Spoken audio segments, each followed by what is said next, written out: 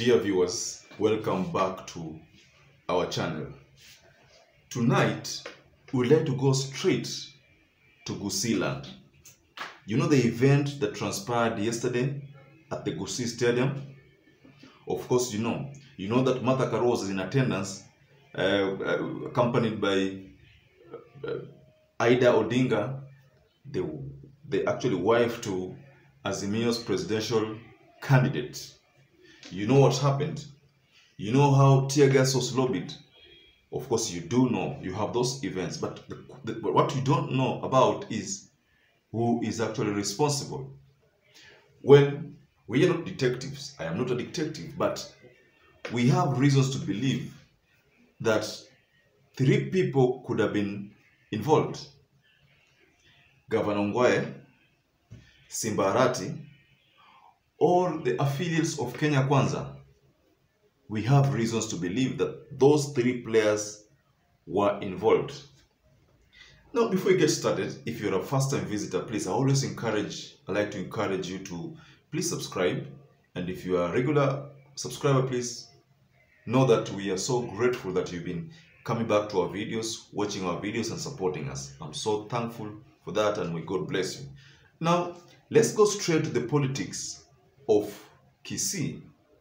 And you know, whatever happened yesterday was attributed to the fact that there is supremacy battle between Governor Ongwae and Simba Arati.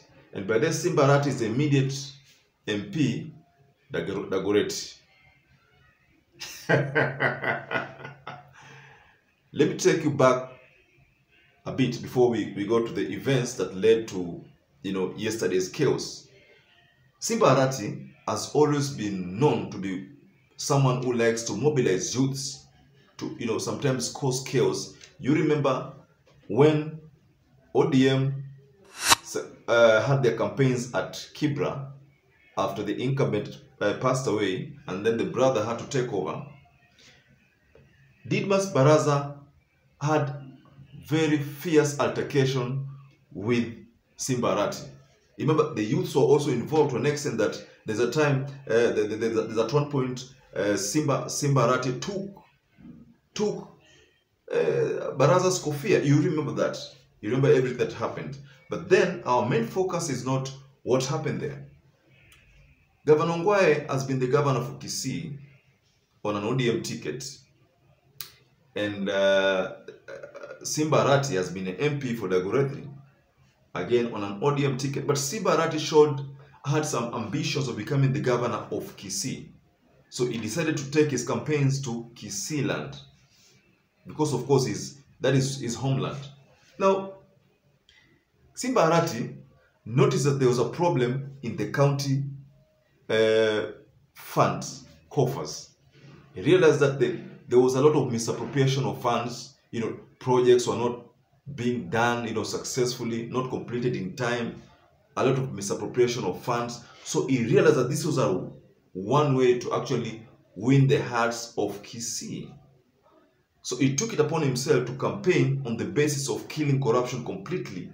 And then when he gets to the office, he'll actually promise to arrest those who are actually involved in the malpractices, theft of public funds.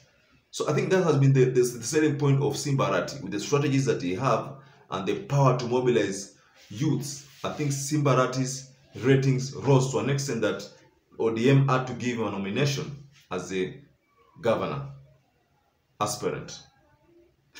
Now let's go straight to the event, yesterday's event. But before that event, again, there was some altercation between Simba Arati and Governor Ongwae over who was actually going to receive Martha KARUA and Ida Odinga.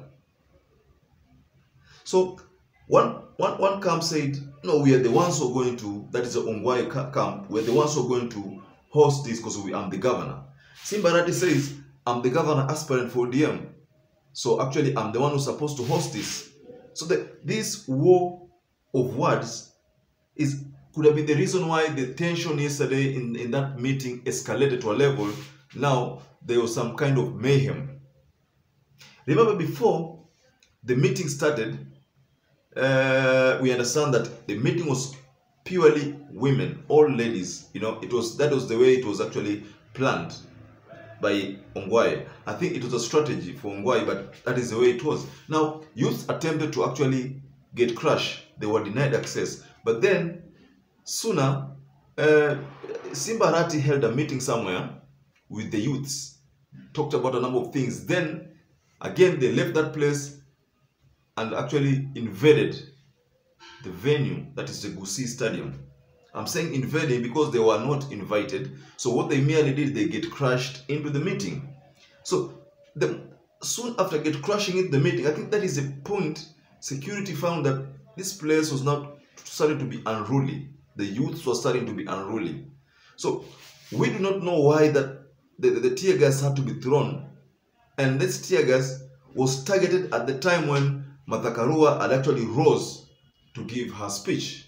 Remember, Martha KARUA was the host, the main person of that event was Martha KARUA. So I think when she rose to actually give a speech, that is the time tear gas was thrown. So the question that we like to ask ourselves, who could be having a hand in this chaos?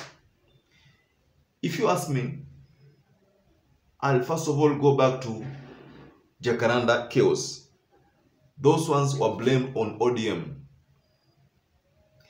Then, again, I look at Garissa, Samburu, you know, that rally. There were chaos targeted at ODM leader, the Azimio leader, the presidential candidate, Raila Martha KARUA.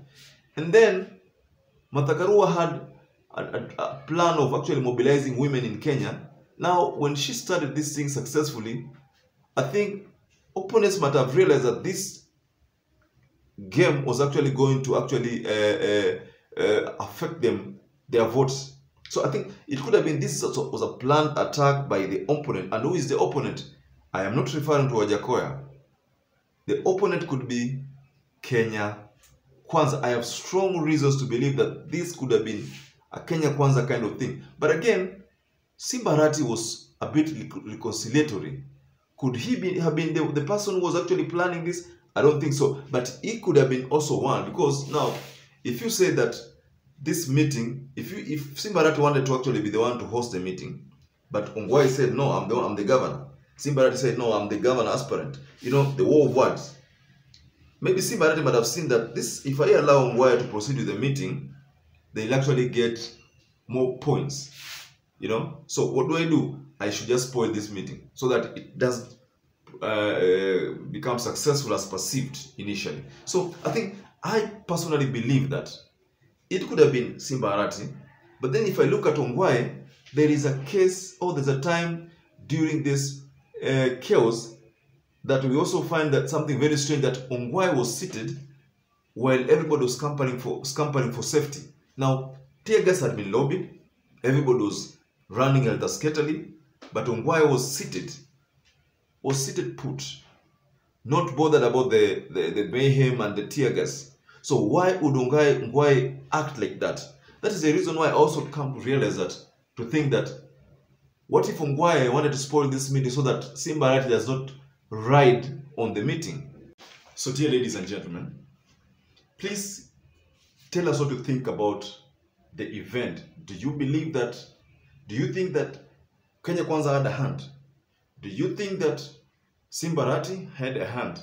Or do you think that Governor Ongwae had a hand in the mayhem that occurred yesterday at GUSII Stadium? Now, ladies and gentlemen, please take a moment and hit the subscribe button if you are a first-time visitor. And if you're a regular visitor, I'd like to say thank you so much for being with us, watching our video, and may you have a lovely time. Bye-bye.